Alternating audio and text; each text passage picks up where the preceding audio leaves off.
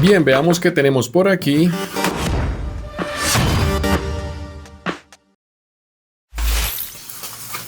Eso es, esta es, señoras y señores, la marca Wanda con su presentación de 36 colores, marcadores acrílicos. Veamos cómo está por aquí.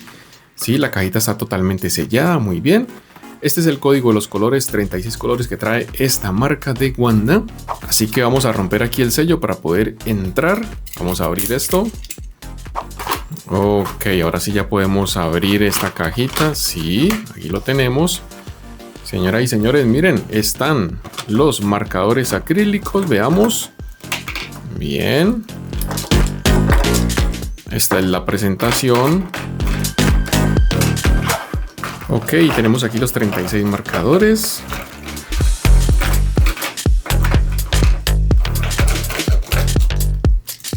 Bien, aquí tenemos estos marcadores de la marca Wanda. En este caso, miren este color.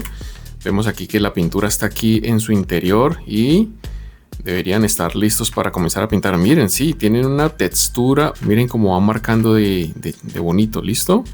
Ok, esto está excelente. Señoras y señores, vamos a hacer muchos dibujos, muchos artes con este tipo de marcadores. Aquí en la cajita tenemos todos los colores que podemos utilizar y shake before use, o sea, batirlos un poquito antes de comenzar a utilizarlos de esta forma. Todos los tonos de color que podemos encontrar.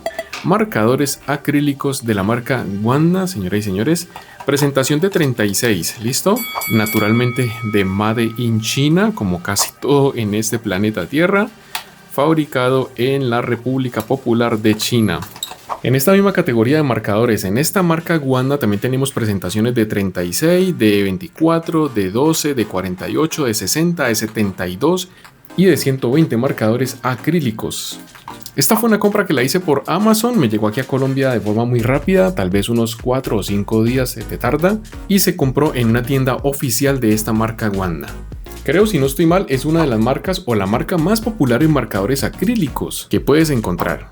Bueno, mi gente, aquí les presento estos marcadores. Espero pues que les haya gustado este pequeño unboxing. Los invito para que en el canal de Papel y Lápiz Dibujos veamos muchos dibujos y muchos artes utilizando este tipo de material de marcadores acrílicos. Gente, suscríbanse al canal, activen la campanita, no olviden enviarme sus comentarios. Nos vemos en el próximo capítulo.